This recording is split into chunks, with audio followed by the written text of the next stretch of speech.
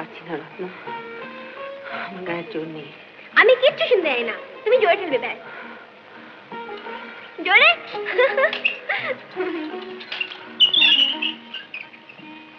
আরে ওই তো দাদা আপনি কেনা খেয়ে যাচ্ছে, এগিয়ে চলতো না একটু, আরেকটু এগিয়ে চলো, চলো না। ওই তো দাদামণি, দাদামণি, দাদামণি।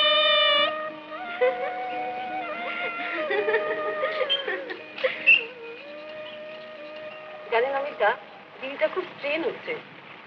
বুঝতে পারছি। কাল বোধহয় বেচারা সারা রাত ঘুমই হয়নি। আমারও তাই মনে হয়। আর তো মজা দেখো অপু, আমি যতবার গাড়িটাকে ঠেলতে যাচ্ছি ও আমাকে অ্যালাউ করছে না, আবার সুপর্ণাকেও ছাড়তে চাইছে না। আমি ঠিক বুঝতে পারছি না যে রত্না তার বৌদিকে ভালোবেসে এটা করছে না তার উপর টর্চার করছে। কিন্তু মশাই, আপনারা লেখকরা তো মনুষ্যত্ব খুব ভালো বোঝেন, তা আপনি বুঝতে পারছেন না কেন? আমাদের সৃষ্টি করা চরিত্রের মনস্তত্ব আমরা ঠিকই বুঝতে পারি, কিন্তু বিদেশ সৃষ্টি করা নারী জাতির এই যে মনস্তত্ব, এ তো ভগবান নিজেই বুঝতে পারে না। এই যে তুমি আমাকে কেন তো তাচ্ছিল্য করছো, আমি তাই বুঝতে পারছি না। ইস, আমি তাচ্ছিল্য করছি না, আপনি তাচ্ছিল্য করছেন। আপনার বিয়ের পরে আপনাকে আমি 12টা চিঠি দিতে, আপনি একটারও উত্তর দেননি। লিখলে উত্তর নিশ্চয়ই পেতে। কি, আমি মিথ্যে কথা বলছি? দিদি প্রত্যেকটা চিঠির উত্তর দিল আর আপনি চিঠি পেলেন না? কি বিশ্বাস করে আমি একটাও পাইনি। তার মানে? তাহলে ওই বেটা? সে আবার কি? ওই নারী হস্তাক্ষর বিশারদ। সে আবার কি? পোস্টম্যান। বেশ মিষ্টি মিষ্টি মেয়েদের হাতে লেখা দেখেছে, বেশ বারোখানে চিঠি এগারে গায়েব করে দিয়েছে। আমার শালীর লেখা চিঠি আমার বাড়ির পোস্টম্যান পড়ছে। এখন তো যত দোষ পোস্টম্যানের। তোমার দোষও প্রমাণ করতে পারি। কিরকম? এই যে তখন থেকে বলছি যে চায়ের জন্য আমার গলা শুকিয়ে যাচ্ছে, তা তুমি আমাকে চা খাওয়ার বন্দোবস্ত না করে শরবত খাওয়ার বন্দোবস্ত করছো। এটার মনস্তত্ব কি জানো? কি? তাচ্ছিল্য। আপনি ঘোড়ার ডিমে মনস্তত্ব বোঝেন।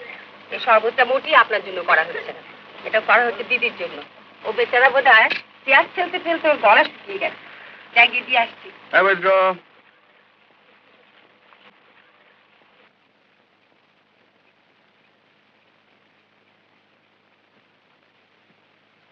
দিদি, দিদি। এবার ঠিক হয়েছে, এরকম চলো, আরো জোরে।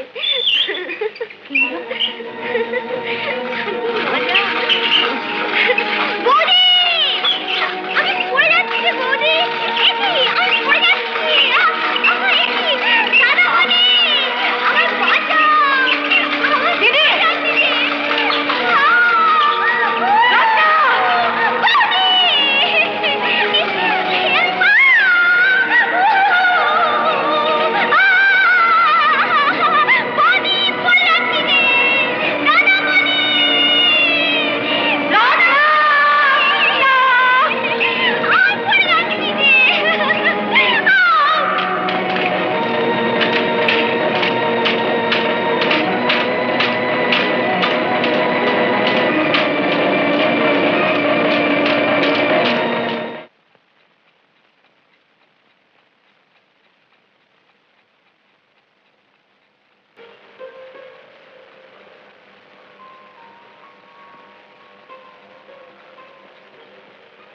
আমি কোথায়? বাড়িতে।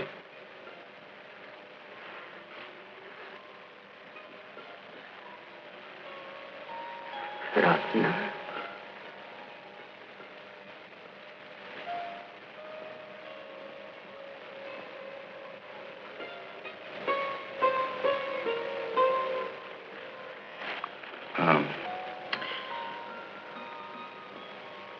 তিন দিন আগে তোমার একটা অ্যাক্সিডেন্ট হয়েছিল, মনে পড়ছে? মনে পড়ছে? তারপর থেকে এই 3 দিন তোমার কোনো জ্ঞান ছিল না।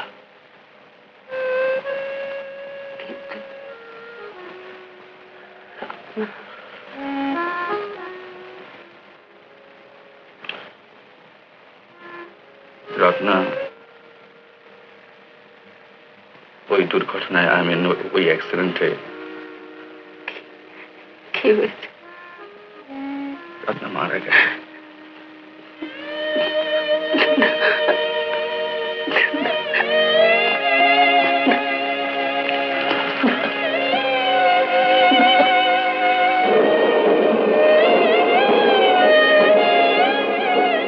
নানা জায়গায় ঘুরে বেড়িয়ে মনে হচ্ছে দুঃখময় স্মৃতিকে যেন অনেকটা পেছনে ফেলে আসতে পেরেছি। সুবর্ণার শরীর ও মনের অবস্থা অনেকটা ভালোর দিকে। ইতি শুভার্থী, অমিতাভ চৌধুরী।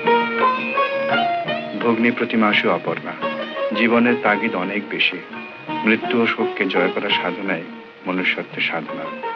রত্না আজ স্মৃতিতেই পরিণত হয়েছে। সুবর্ণা এখন খুবই স্বাভাবিক। ইতি প্রত্যর্থী, তোমাদের অমিতাভ। ভাই অপর্ণা, দুঃখের রাত শেষ হয়ে গেছে।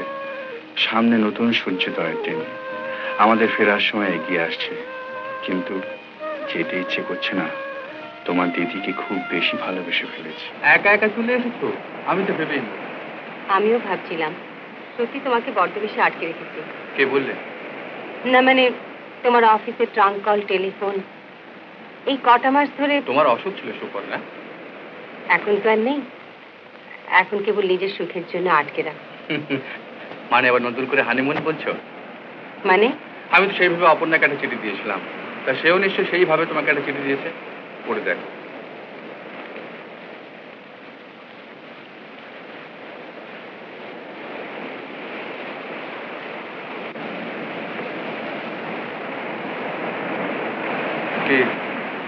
ঠিক না? হ্যাঁ, তোমারও একটা আছে। পড়ে যাও নির্দ্বিধায়।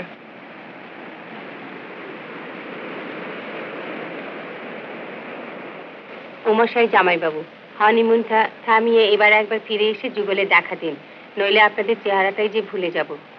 এবার একটা ভীষণ খবর জানাচ্ছি। আমি সম্প্রতি প্রেমে পড়েছি। লোকটার সামাজিক দুর্নাম আছে, লোকটা দুর্বৃত্ত। সহজ কথায় একজন ক্রিমিনাল। না না, রাগ করবেন না, ওর কোনো দোষ নেই, সব দোষ আমারই। এবার কলকাতায় নিয়ে গিয়ে তার সঙ্গে আলাপ করিয়ে দেব। অপর্ণা শেষকালে একটা ক্রিমিনালকে ভালোবাসলো? অপর্ণা ক্রাইমকে নিশ্চয়ই ভালোবাসেনি, ভালোবেসেছে লোকটাকে। অর্থাৎ এক্ষেত্রে লোকটা ক্রিমিনাল নয়, সে প্রেমিক।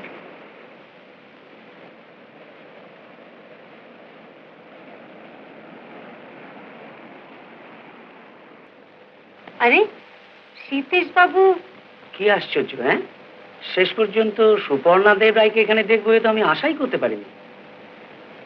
একে তো চিনতে পারলাম না। বিলক্ষণ চিনতে পারলে কেন? একে সুপর্ণা দেব রায় বলে সম্বোধন করতেন, বলতেন মিসেস চৌধুরী। ও ও, নমস্কার। নমস্কার মিস্টার চৌধুরী। অমিতাভ। তোমার সঙ্গে আলাপ করিয়ে দিই, ইনি আমাদের পুরনো বন্ধু সীতেশ দত্ত। ওই কাছেই যে টাউনশিপটা আছে না, ওখানে আমি স্থায়ীভাবে বাস করছি। হ্যাঁ, আর ইনি আমার স্ত্রী ডক্টর করুণা দত্ত। নমস্কার। নমস্কার। তোমার সঙ্গে পরিচয় করিয়ে দিই, ইনি শ্রী অমিতাভ চৌধুরী, আর ইনি শ্রীমতী সুপর্ণা চৌধুরী। আমি জানি। জানেন মানে? জানি মানে আপনার নামটা জানি এনার কাছ থেকে শুনে শুনে, আর অমিতাভ বাবুকে জানি লেখক বলে। আচ্ছা, কিন্তু আমরা কে কি তা তো আপনারা জানেন না। স্বামী স্ত্রী তো বটে। বটেই। ইনি হচ্ছেন এখানকার টাউনশিপের মেইনটেনেন্স সিভিল ইঞ্জিনিয়ার। আচ্ছা। আর আমি নারী টিপি। এই আমাদের বাড়িতে চলুন না। তার যেতে চলুন না আমাদের হোটেলে। তা কি করে হয়? আপনাদের বাড়ি হলে না হয় কথা ছিল। হ্যাঁ, ঠিক ঠিক ঠিক, আমি মানি এ কথা। এই মশাই, আপনাদের নিমন্ত্রণ রইল আমাদের বাড়িতে। শীতকালে পজিটিভলি আসবেন। ওকে, চলুন তো আপনি আমার সঙ্গে। ডাক্তারকে ডাকছেন, ফিস দিতে হবে কিন্তু। খুব হয়েছে, আসুন। এরকম আরো অনেক সিনেমা দেখতে হলে ডাউনলোড করুন ক্লিক অ্যাপ।